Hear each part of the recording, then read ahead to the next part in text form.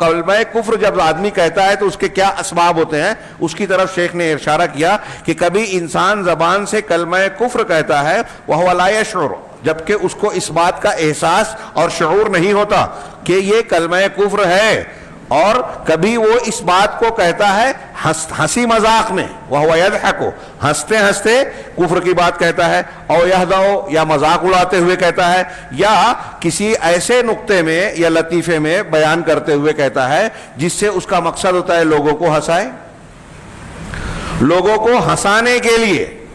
ہاں میں اس کو اور بھی وسیع کروں کہ بعض مرتبہ کسی انسان کی تعریف میں، محبوب کی تعریف میں، ہاں ایک مرتبہ ایک فتویٰ چھپا تھا، ہاں فلمی گانے بعض ایسے ہیں جس میں کفریہ باتیں کہی گئی ہیں، مجھے ایک یاد ہے اس میں کہ خدا بھی جب زمین سے آسمان سے جب زمین پر دیکھتا ہوگا، ایسا کچھ الفاظ تھے، ہاں میرے محبوب کو کس نے بنایا سوچتا ہوگا، اس طرح کے الفاظ۔ تو اللہ رب العالمین نے پیدا کیا ساری کائنات کو، ہاں اب انسان گویا اپنے محبوب کی تعریف میں اتنا مبالغہ کر رہا ہے کہ اللہ رب العالمین جو خالق ہے اس کے بارے میں کہہ رہا ہے کہ وہ بھی سوچتا ہوگا۔ ہمارے یہاں کچھ لوگ عام طور سے ہنسی مذاق میں کسی کی تعریف کرتے ہیں کہ اللہ نے اس کو بڑی فرصت میں بنایا۔ آپ کیا کہہ رہے ہیں؟ یہ جملہ آپ سن رہے ہیں کہ اللہ نے اس کو بڑی فرصت میں بنایا ہوگا؟ ہاں اس کو بنا کے بھی اللہ تبارک و تعالیٰ پچھتا رہا ہوگا۔ یہ یہودیوں کا جملہ ہے کہ انسان کو پیدا کرنے کے بعد، دنیا کو بنانے کے بعد اللہ تعالیٰ کو ندامت ہوئی کہ میں نے شر والے انسان کو بنا دیا، یعنی پہلے سے اللہ کو نہیں معلوم تھا۔ اس قسم کا جملہ اس بات کا، یعنی جب آپ کہتے ہیں چاہے ہنسی مذاق میں کہہ رہے ہو، لیکن آپ یہ کہہ رہے ہو کہ اللہ رب العالمین کا علم کم ہے، اللہ رب العالمین کے اندر نقص ہے، خامی ہے۔ ہاں فرصت سے بنایا مطلب اس کو بنانے کے لیے کچھ سوچنا پڑا، غور و فکر کرنا پڑا، دقت اور پریشانی پیش آئی۔ قرآن کہتا ہے انما امرہ اذا اراد شیئا ان یقول لہ کن فیکن، اس کا معاملہ تو یہ ہے کہ جب وہ کسی چیز کا ارادہ فرماتا ہے تو کہتا ہے کن، ہو جا، تو وہ چیز ہو جاتی ہے۔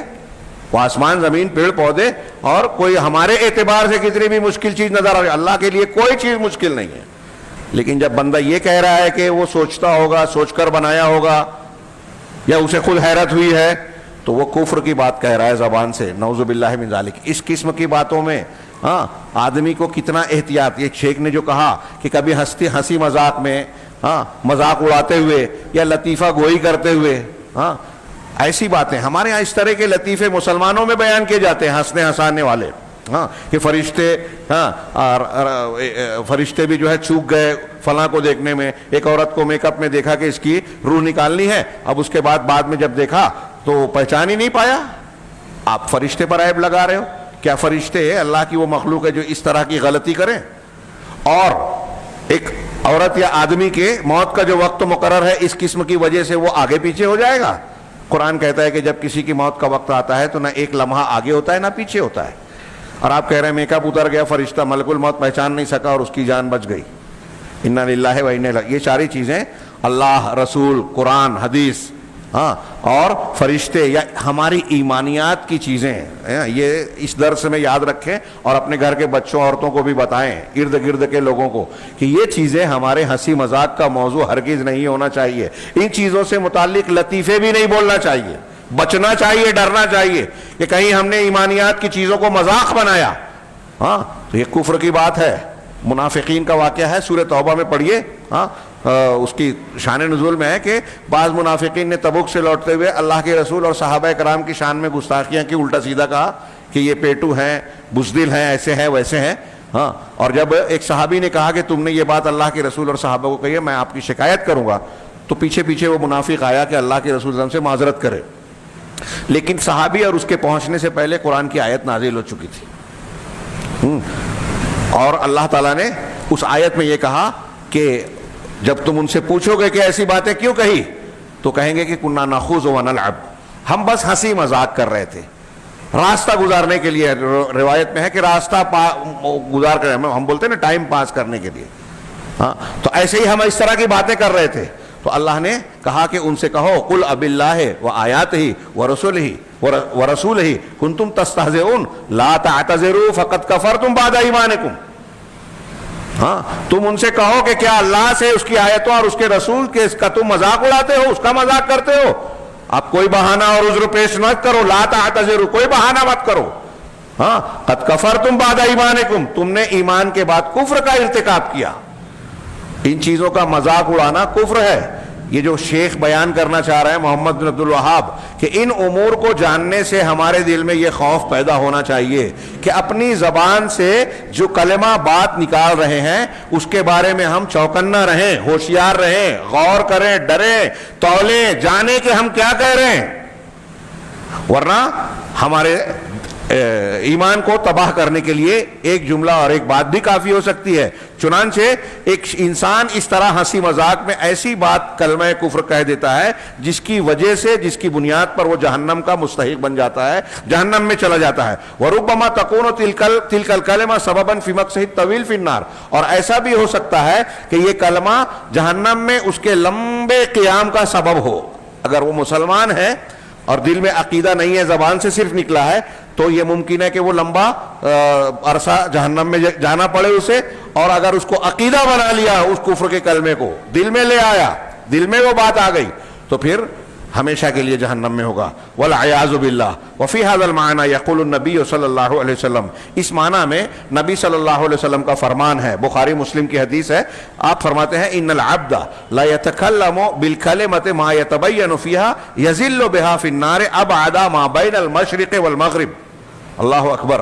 کہ ایک بندہ اپنی زبان سے ایک بات کہتا ہے، ایک کلمہ یعنی ایک بات، بندہ اپنی زبان سے، نبی صلی اللہ علیہ وسلم کا فرمان ہے، یہ صحیح بخاری صحیح مسلم میں، ہاں، کہ نبی صلی اللہ علیہ وسلم کہہ رہے ہیں کہ ایک بندہ اپنی زبان سے ایک کلمہ ایسا کہتا ہے ما یتبین فیہا، جس کے بارے میں وہ غور و فکر نہیں کرتا کہ وہ کیا معنی رکھتی ہے، لیکن کیا ہوتا ہے اس سے، وہ بول تو دیا، یزل بہا فی النار ابعد ما بین المشرق والمغرب، اس کی بنیاد پر وہ جہنم کے اندر اتنا جو مشرق اور مغرب کے فاصلے کے درمیان کی مسافت ہے، اتنا زیادہ جہنم کے اندر چلا جاتا ہے ایک کلمے کی وجہ سے.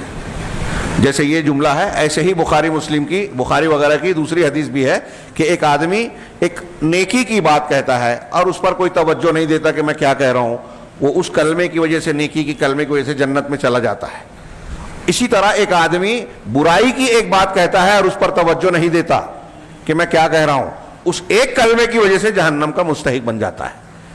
دونوں حدیثیں ایک دوسرے سے قریب قریب معنی کی ہیں. وَإِذَا كَانَ الْأَمْرُ كَذَلِكَ، شیخ نے کہا کہ جب معاملہ اتنا نازک ہے، سنگین ہے، ایسا ہے، فَنَحْنُ فِي أَمَسِّ الْحَاجَةِ إِلَىٰ حَبْسِ اللِّسَانِ، تو ہم اپنی زبان پر کو روکنے، اس پر کنٹرول اور قابو رکھنے کی شدید حاجت رکھتے ہیں.